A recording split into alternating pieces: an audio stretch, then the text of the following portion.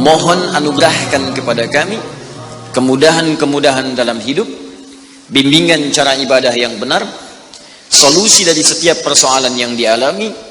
Lalu Allah berikan kepada kita jalan, kalau begitu ikuti orang-orang dulu yang pernah mendapatkan nikmat itu dari kalangan orang-orang yang bisa menjadi role model dalam kehidupan. Maka diberikan kemudian mereka ini 4 golongan. Ada dalam Quran surah keempat, seperti telah kita tuntaskan di pertemuan lalu, ayat ke-69. Wa may yuti'illaha war rasul, siapa yang mau menaati Allah dan Rasulnya. Jadi mengikuti manhaj orang-orang ini, menjadikan mereka model dalam kehidupan, itu bagian dari ketaatan kepada Allah dan Rasul. Jadi kalau bapak ibu ingin nikmat hidupnya, ingin mudah hidupnya, ingin dapat solusi dari setiap persoalan yang dialami, kata Allah, ikutilah model orang-orang hidup ini, ikuti golongan ini. Wa hasuna ulaika rafiqa, dan mereka itu teman terbaik yang bisa dijadikan panutan. Jadi kalau Anda ingin berusaha menjadikan panutan dalam hidup, maka orang-orang ini modelnya. Ketika kita turunkan model hidup orang ini menjadi panduan kehidupan kita, maka itu bagian dari ketaatan kepada Allah dan Rasul. Ya, jadi kata Allah, ikuti orang ini. Kata kita, siap ya Allah, kami ikuti pola hidup orang ini. Maka ketika kita mengikutinya, turun kalimat pertama pembukanya. Wa may yuti'illaha war rasul. Siapa yang dapat menaati Allah dan Rasul? Ya, siapa mereka ini? Faulaika ma'al ladzina an'ama Allahu 'alaihim. Maka mereka inilah yang dikumpulkan dengan beberapa golongan-golongan berikut. Ya, siapa mereka ini? Ya, minan nabiyina, golongan para nabi-nabi, was-siddiqina, orang yang membenarkan hukum-hukum Allah dan mengamalkannya dalam kehidupan. Wasyuhada, golongan para syuhada yang telah kita bahas di pertemuan lalu. Wassalihin, dan golongan orang-orang soleh yang gemar mengoleksi amal soleh dalam hidupnya. Maka silahkan turunkan jadi role model dalam kehidupan. Ya, saya pernah sampaikan pada Anda di awal-awal jumpa kita membahas tentang ayat ini. Nabi banyak dikisahkan dalam Al-Quran. Mulai dari kehidupan Nabi Adam. Ya, bagaimana memulai hidup di tempat baru. Kalau diturunkan tuh indah Pak Bu. Anda baru berumah tangga atau baru pindah komplek, pindah daerah. Bagaimana memulai hidup di tempat itu? Bukankah diturunkan kisah Nabi Adam dalam membina awal rumah tangga di situ? Ya, kemudian memanage keluarganya. Kalau ada perselisihan, bagaimana diselesaikannya? Kalau ada kekurangan, bagaimana melengkapinya? Mulai kemudian ke masa Nabi Nuh alaihissalam, yang satu taat, yang lainnya kemudian mulai menyimpang, bagaimana mendakwahi mereka? Ada. Mulai ke masa Nabi Ibrahim alaihissalam, mulai ke masa Nabi Musa, ke masa Nabi Daud, Sulaiman, sampai dengan ke Isa. Kemudian diselingi dengan kisah Nabi Ayub alaihissalam ketika merasakan sakit. Disempurnakan dengan kisahnya Nabi Yunus alaihissalam ketika dijahili di lingkungan pekerjaan. Kemudian juga ditambahkan dengan kisah Nabi Zakaria ketika berumah tangga belum dapat keturunan. Ada semua kan? Siapa yang nggak pernah sakit di sini? Pasti sakit. Bukankah ada yang sudah berkeluarga belum ada keturunan? Pasti ada. Bukankah ada orang yang kemudian berbisnis ada banyak saingan yang kadang melukai? Pasti ada.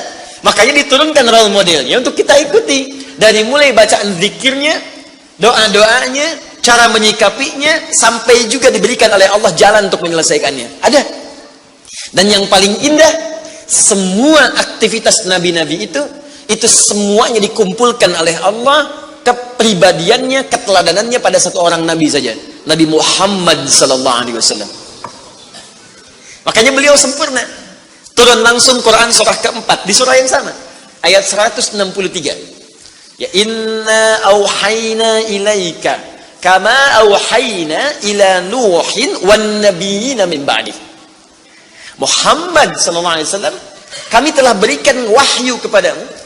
Yang wahyu ini telah kami berikan kepada Nabi Nuh, rasul pertama yang bertugas di bumi.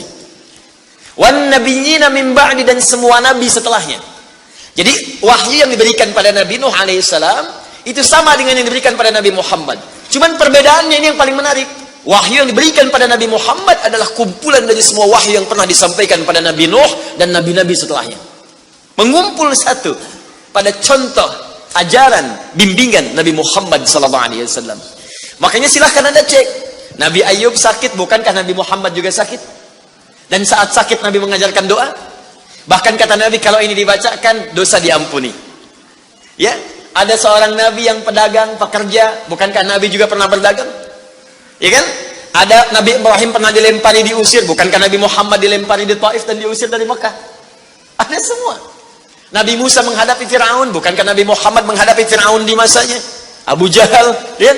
Yang lain-lainnya dikejar-kejar. Nabi Musa dikejar-kejar sampai ke Laut Merah, kan? Nabi Muhammad dikejar-kejar sampai bersembunyi di Gua Thur. Ada semua. Nabi Isa diancam dibunuh, mau disalib. Nabi Muhammad dikejar oleh 100 pemuda pasukan khusus. Ada semuanya. Jadi cukup satu orang Nabi Allah utus untuk seluruh makhluk di muka bumi, dan beruntungnya beliau adalah Nabi kita Muhammad sallallahu alaihi wasallam. Sempurna, dirawat oleh Allah dengan sempurna. Bahkan di antara kesempurnaannya pernah diuji dengan penyakit. Nabi Ayub sakit, minta dulu sama Allah disembuhkan. Nabi Muhammad sakit, obatnya sudah ada dalam dirinya. Nabi Muhammad. Saya tunjukkan pada Anda di antara kesempurnaannya supaya paham kita cara memahaminya. Nabi Muhammad pernah diuji dengan sakit mata. Orang-orang yang tidak mengerti sejarah dan tak paham hadis menilai itu sebagai aib yang melekat. Itu orang belum paham. Tapi orang-orang yang mengerti kesempurnaan keadaan Nabi Muhammad SAW, dia memahami dengan cara yang sangat luar biasa. Nabi dibawa kemudian oleh pamannya untuk berobat. Ketika datang kemudian kepada seorang tabib, yang paling menarik apa komentarnya? Dan dia mengetahui. Apa jawabannya? Kenapa engkau repot-repot carikan dokter untuk menyembuhkannya? Carikan tabib untuk mengatasi penyakitnya. Ini manusia istimewa. Obatnya sudah ada dalam dirinya sendiri. Cukup keluarkan ludahnya, oleskan di matanya, maka sembuh seketika matanya. Maka ditunjukkan langsung pada saat itu, dimintakan, coba keluarkan ludahmu. Keluar ludahnya, kemudian dilapkan di matanya, selesai dan sembuh penyakitnya. Untuk menunjukkan bahwa sempurna keadaannya. Makanya saat lahir sesuai dengan ajal, ayah sudah tidak ada.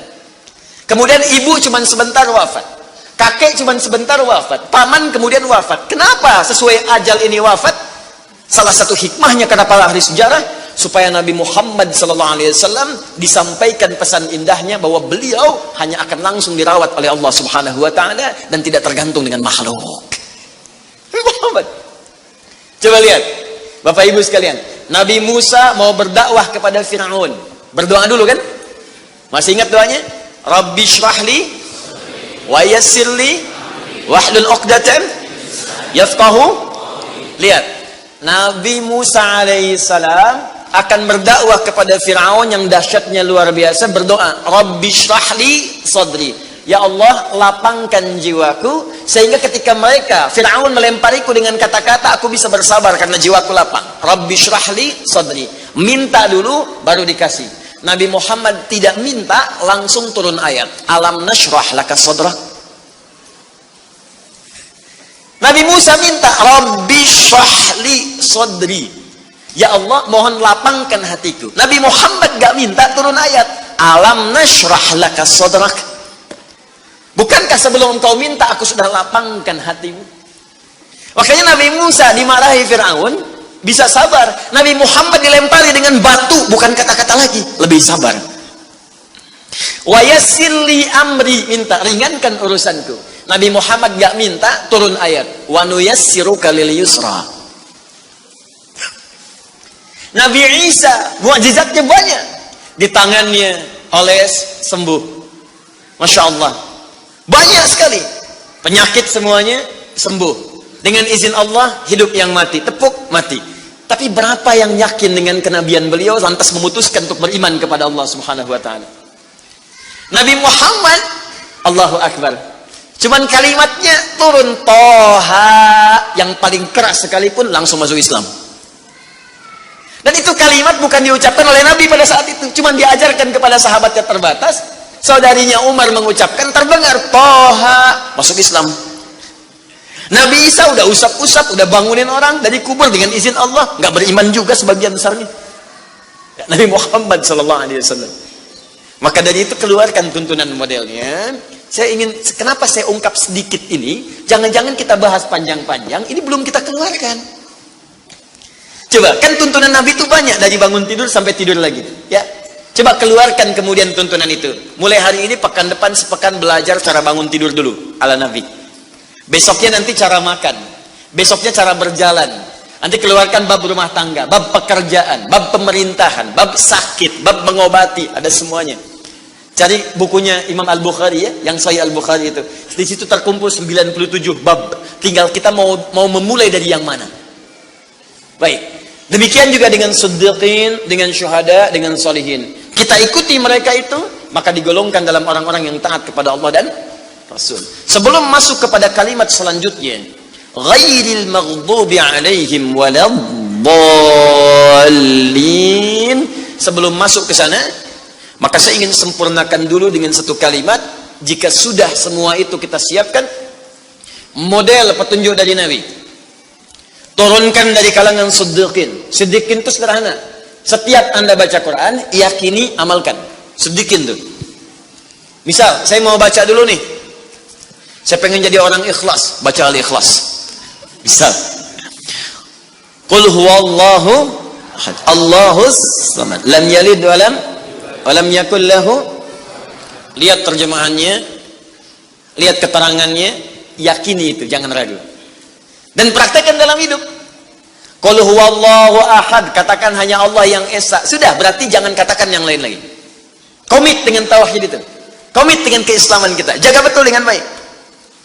Allahus samad, Allah tempat bergantung. Serahkan semua urusan kepada Allah. Ada masalah, minta sama Allah, berdoa. Sakit, berdoa sama Allah.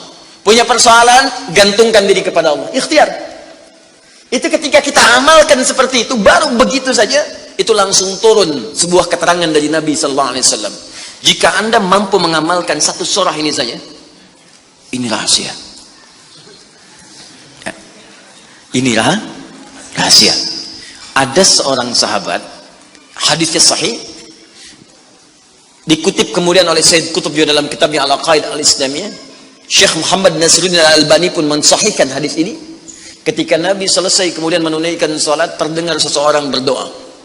Perhatikan doanya. Doanya menggunakan pembuka surat Al-Ikhlas. Saking yakinnya Siddiq dengan ayat ini, dan dia mengamalkan kandungan isi surahnya, dia membuka doanya dengan surah ini. Saking yakinnya dengan surah ini. Perhatikan kalimatnya. Allahumma ushhidu bi annaka antal ahadus samad, alladzi lam yalid wa lam yulad wa lam yakul lahu kufuwan ahad. Allahumma inni as'aluka an taghfira liya. Hadisnya sahih. Kata orang ini, ya Allah, saya menyaksikan, meyakini ya Allah, bahwa hanya Engkau satu-satunya Tuhan yang layak dipertuhankan dan disembah. Aku meyakini bahwa satu-satunya Engkau adalah Tuhan yang menjadi tumpuan dalam setiap permohonan. Engkau tidak beranak dan tidak diperanakan, dan tidak ada sekutu bagimu.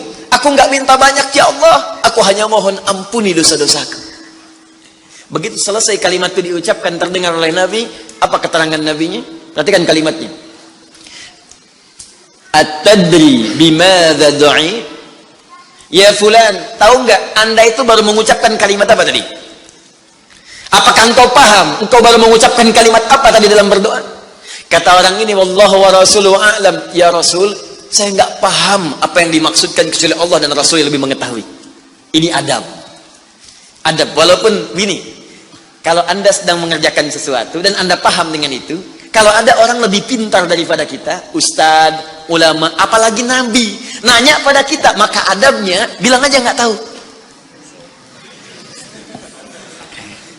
Karena boleh jadi mereka memiliki hikmah yang belum sampai kita kepadanya. Kalau kita jawab, saya tahu ya Rasul, nggak akan nyampe kalimat nanti. Ya. Jadi kalau Anda sedang mengerjakan sesuatu, zikir misalnya, la ilaha illa anta subhanaka inni kuntu minadh dhalimin. Tanya ustaz, datang ustaz, masya Allah pak, zikirnya bagus banget. Tahu nggak maksudnya? Tahu, lewat tuh ustaz dulu. Bilang aja belum ustaz, Allah Rasulullah alam. Oh begitu. Kalau belum kenapa dibaca? Ya saya pernah dengar saja, maka diterangkan. Begini maksudnya pak, begini. Anda dapat ilmu baru. Makanya sahabat seringkali kalau ditanya Rasulullah, bilangnya Allah Rasulullah alam, Allah Rasulullah alam, supaya dapat ilmu baru. Itu diantara rumus di ilmu hadis. Ini kadang-kadang orang kita sekarang sahabat bukan, tabiin bukan, tanya tahu semua. Bahkan saat ditanya buka Google dulu. Ya udah, ngapain ada ustaz? Allah wa Rasulullah alam. Maka apa jawab Nabi? Laqad da'uta bi asma'illahil a'zam Di riwayat lain, Bismillahil a'zam, idza du'iya biha ajab, wa idza su'ila biha a'ta. Tahukah Anda, kata Nabi, Anda baru saja berdoa dengan menyebutkan dengan yakin semua sifat-sifat Allah yang maha tinggi. Nama-nama Allah yang tertinggi. Nama Allah yang tertinggi, nama tauhidnya, Al-Ahad, nama tertinggi. Karena dengan itulah nama ini Allah ditakdiskan, dikuduskan. Dengan nama ini Allah disembah, dan dengan nama ini Allah dipertuhankan. Kata Nabi, Anda baru berdoa dengan menyebutkan nama Allah yang paling tinggi. Yang kalau disebutkan nama itu di awal doa, maka semua doa yang disampaikan akan dikabulkan, semua permintaan akan dijawab. Tapi apakah semua orang yang membaca doa itu diawali dengan surah tadi akan dijawab? Belum tentu. Kalau tidak ada praktek sedikit dalam jiwanya. Orang dulu minta dijawab, orang sekarang sama kalimatnya. Usyhadu bi annaka antallahul ahad, as-samad, alladzi lam yalid wa lam yulad wa lam yakul lahu kufuwan ahad. Ya Allah, lancarkan rezeki saya. Tetap aja lambat dari atas.